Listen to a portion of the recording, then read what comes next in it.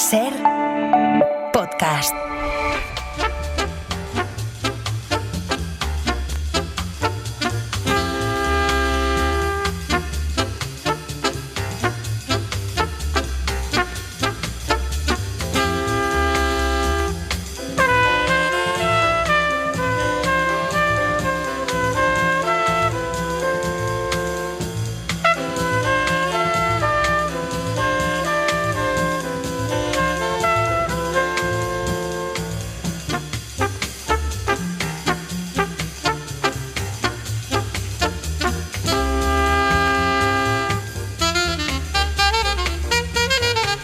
Queríamos que Javier Sampedro se sintiera bien y por eso lo hemos puesto a Miles Davis y lo hemos enviado a Plasencia. Señoras y señores, estamos oyendo Milestones por el quinteto de Miles Davis, con Cannonball Adderley, John Coltrane y todos aquellos genios que cambiaron la música del siglo XX para siempre. Por fin esta sección tiene una sintonía. ¿Subo música o...? No, yo la oigo bastante bien desde aquí. No, digo, ahora después de tu presentación, como si fueras un DJ, subo música, ¿no? Sí, bueno, para el solo de Cannonball, sí. Sí, pues venga, subo música. Venga.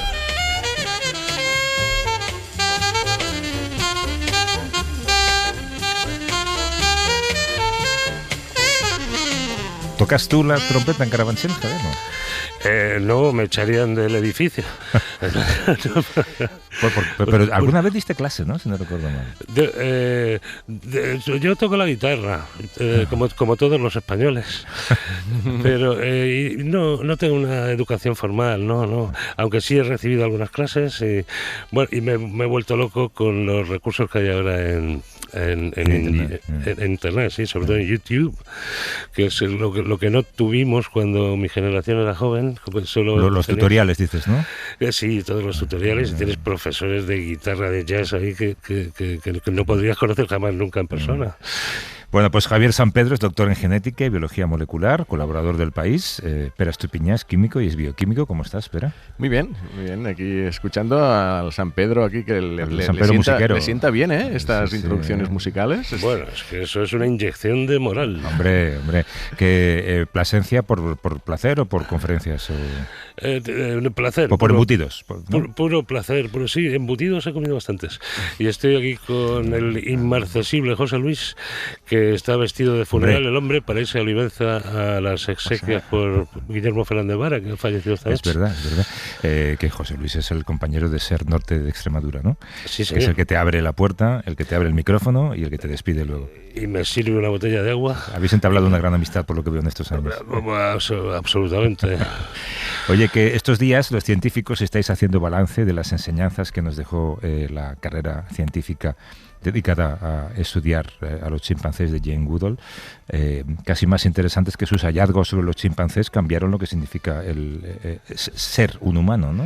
Sí, porque... Bueno, son días muy especiales de recordatorio de esa gran activista y científica y inspiradora, ¿no?, que es Jane Goodall. Claro, ella lo que descubrió inicialmente es que los chimpancés utilizan herramientas, entonces esto, que ahora lo damos todo el mundo lo asumimos, y no solo los chimpancés, sino muchos otros animales, esto de alguna forma amenaza la supremacía humana de estas cosas que se decían a mitades del siglo XX, de que se pensaba que los humanos eran como algo especial respecto al resto de animales, o sea, que no éramos animales más sofisticados, había algo diferente sustancialmente en nosotros y que teníamos unas capacidades únicas, y a partir de ahí se vio que igual que un águila tiene una visión mucho mejor que la nuestra, pues sí, nosotros tenemos una inteligencia mucho más sofisticada que los chimpancés, pero que es todo cuestión de grado, es decir, no somos plenamente primates, somos un primate, sí, con un cerebro más desarrollado, pero que hace algunas cosas mejor, pero que las hacen ellos también, ¿no? No solo lo de utilizar herramientas, sino toda la parte de comportamiento social y bueno, Goodall descubrió muchas cosas, ¿no? Hay algunas tristes, ¿no? Por ejemplo, ella en sus biografías y en sus documentales explica cuando ella ve las guerras que hay entre chimpancés, ¿vale? Porque ella de alguna forma al principio los idolatra, los defiende, los cuida, lucha por su supervivencia, y cuando de repente en Gombe, que es donde investigaba, ve que porque van creciendo en número, hay un momento que se montan 2 clanes y empiezan a matarse entre ellos, es como una grande decepción en su vida, ¿no? El darse cuenta que los chimpancés también son brutales, asesinos que hacen infanticidios y que también tienen todo lo malo que tenemos los humanos. No sé. Hemos estado toda la vida, por lo menos desde Darwin, ¿no? Con la percepción definitiva de que somos un chimpancé con un cabezón, ¿no? Es básicamente lo que es la especie humana, es un córtex cerebral enorme, que es del triple del tamaño de nuestros ancestros, como el chimpancé y el australopiteco, que tenían una capacidad craneal muy pequeña también. Y entonces, desde entonces llevamos toda la vida buscando qué nos hace tan especiales, ¿no? El lenguaje, las matemáticas, el cuidado de los niños, no sé, la violencia, la violencia grupal o política, ¿no? Y realmente nada de esto es específicamente humano. La evolución humana ha sido tan rápida, porque 6 millones de años que nos separan del ancestro común entre el chimpancé y el humano son un pestañeo en la evolución. Ha sido tan rápida que realmente no ha habido tiempo para desarrollar unos mecanismos cerebrales muy específicos, unos circuitos asombrosamente nuevos que, no sé, justifiquen el amor a nuestra familia. Realmente lo único que hemos hecho es exacerbar o amplificar algunos comportamientos que están en nuestros ancestros, ¿no? Y Jane Goodall, pues hombre, percibió esto con meridiana claridad y ha sido una campeona en la promoción de estas ideas. Pero luego también la parte científica, la parte inspiradora, ¿eh? Ayer se emitió un documental en Netflix, no un documental, una entrevista póstuma. Bueno, póstuma, es decir, a ver si lo explico bien, es que me lo encontré de casualidad y la vi entera. Se le grabaron una entrevista en marzo con el compromiso que solo se emitiría una vez ella hubiera fallecido. Ah, sí. Podría ser a los 6 meses, podría ser a los 6 años. Pero ella sabía que eso, además era en un plató sin cámaras, con cámaras hombres, con cámaras automáticas, solo había el presentador, de manera que nadie escuchaba lo que estaba diciendo, y ella tenía esa actitud de decir, de saber que esta entrevista se iba a emitir cuando ya no estuviera. ¿Vale? ¿Cómo era? Y bueno, hubo un toque personal, más que científico. A mí hubo cosas interesantes. Habló no muy bien de sus 2 maridos. Hubo un momento donde le hablaron de su hijo y dijo algo como que no, ahora la relación que tenemos ahora es buena porque ya me entiende. Es decir, hablaba de que durante un tiempo su hijo la había acusado de estar más por los chimpancés que por él. Y ella de alguna forma dice, ahora ya entiende que esa era mi misión. O sea, que alguien que tiene esta misión que trasciende su propia familia. Yeah. O sea, ella tiene una vocación o tenía una vocación de querer transmitir estas ideas de cuidar el medio ambiente, cuidar las especies animales, salvar nuestro planeta. Estaba por encima de la maternidad. Por encima de muchas otras cosas. Y tenía esta convicción tan grande que le tocaba hacer sacrificios y bueno, ella hablaba mucho también de la esperanza en tiempos de oscuridad. O sea, ella, porque era muy reciente, la entrevista era de marzo, y hablaba de la deriva del mundo con una especie de tristeza, resignación, diciendo yo lucho mucho, pero las cosas no van a mejor, ¿sabes? Y bueno, muy bonita se puede ver. Claro. Está bien que lo recomiendes. Yo tengo que contar, de hecho hemos colgado esa entrevista en redes cuando estuvo en el A Vivir hace unos años. Era extremadamente amable y recuerdo que en esa entrevista también estaba Jacinto Antón, nuestro antropólogo. Entonces ella estaba conmigo en el estudio, pero Jacinto estaba en Barcelona. Entonces cuando le dije, bueno, nos acompaña también desde Barcelona Jacinto Antón. Entonces Jacinto, que es como es, en lugar de decir buenos días, empezó a hacer sonidos de chimpancé. Le hablaba haciendo onomatopeyas de un mono. Y entonces ella le respondió haciendo sonidos de chimpancé, y mi sensación era que se estaban entendiendo. ¡Oh, wow! Un momento de radio un poco raro, no sé si realmente se estaban saludando, pero bueno, el caso es que entró en ese juego y lo agradeció, y en fin, hemos colgado esa entrevista en redes. Tenemos un número de teléfono que es el 638-855-349, si al final de este espacio, en el que van a pasar una serie de cosas muy interesantes, quieren pedir la opinión de Pera o de Javier o de los invitados que luego van a estar aquí, nos pueden dejar un mensaje, nos pueden enviar una nota de audio, 638-855-349. Javier, hablamos de, tú que eres el genetista, genética como rama de la lingüística, casi, ¿no? Porque siempre estás con las letras estas.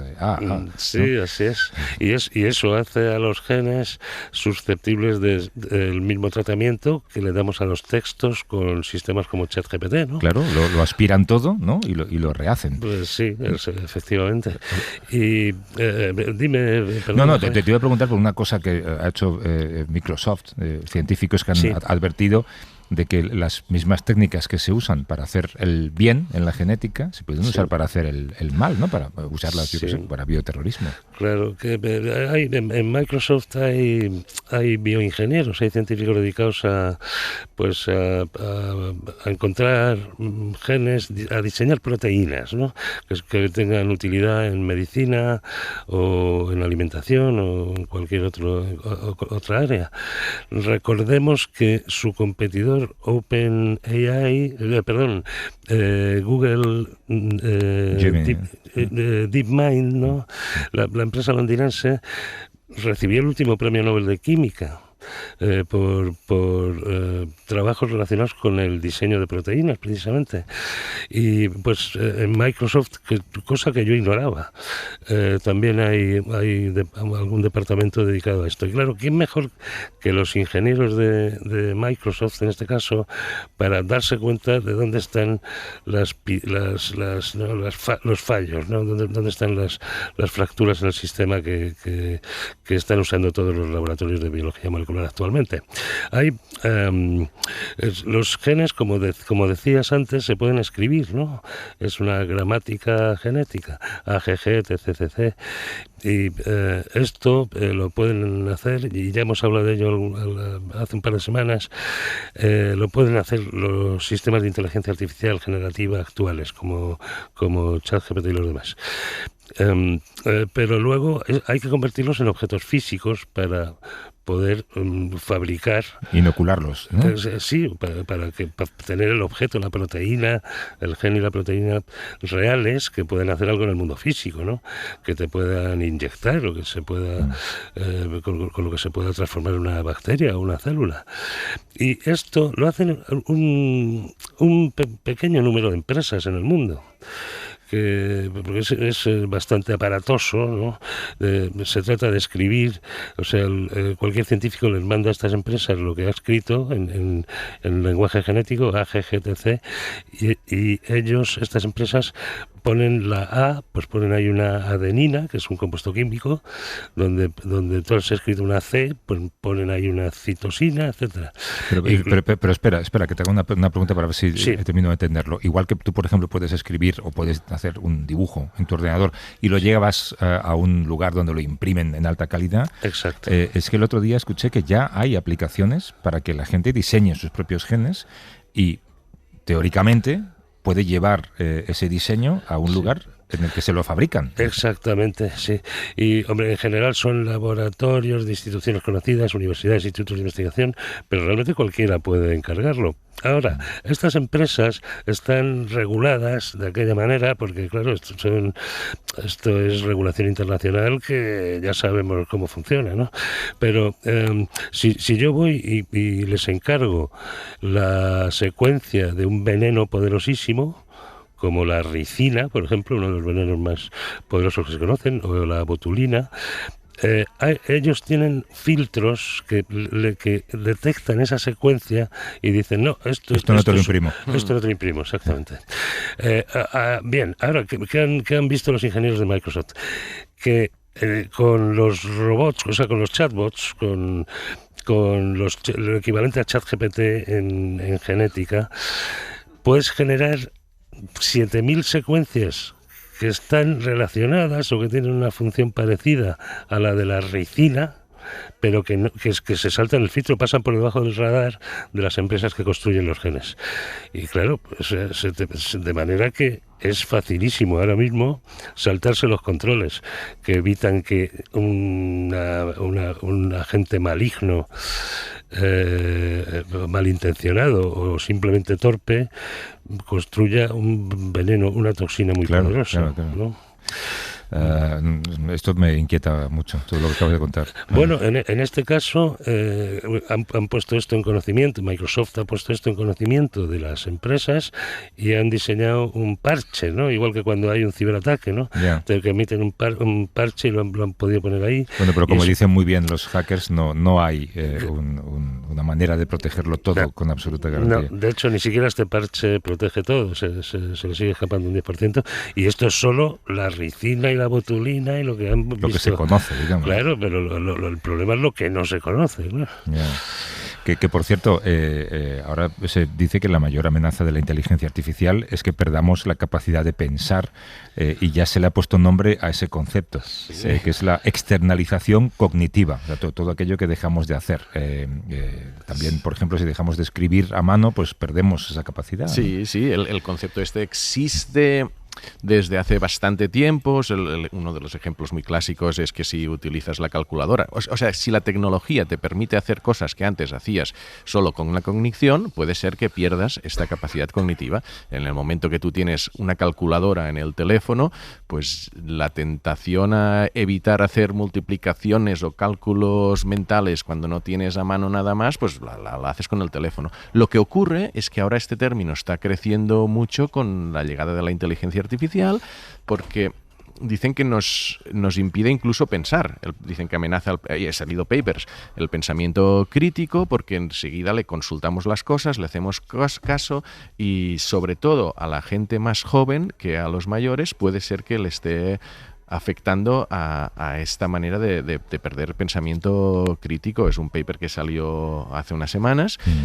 Y sí que es un poco amenazante hacia eso. Es que yo creo que somos incapaces de imaginar cómo evolucionará esto en los próximos 40 años. Leía también ahora con los nuevos sistemas operativos de Apple, tienen esta cosa que ya han llamado traducción en vivo, creo que se llama, y básicamente tú en tus AirPods estás escuchando a alguien hablar en japonés, pero hablándote en tu idioma con su voz. Claro. La pregunta que se hacía alguien el otro día en un periódico es: ¿quién se va a molestar en aprender un idioma si con ponerte los cascos ya escuchas? Es que es tan cómodo, claro, esto. Y quien dice aprender un idioma dice entender un problema complejo, ¿no? O un problema simple, que eso es lo peor, ¿no? O uno simple, ese ya nos podemos olvidar, yo creo, pero es que incluso hay cuestiones bastante complicadas.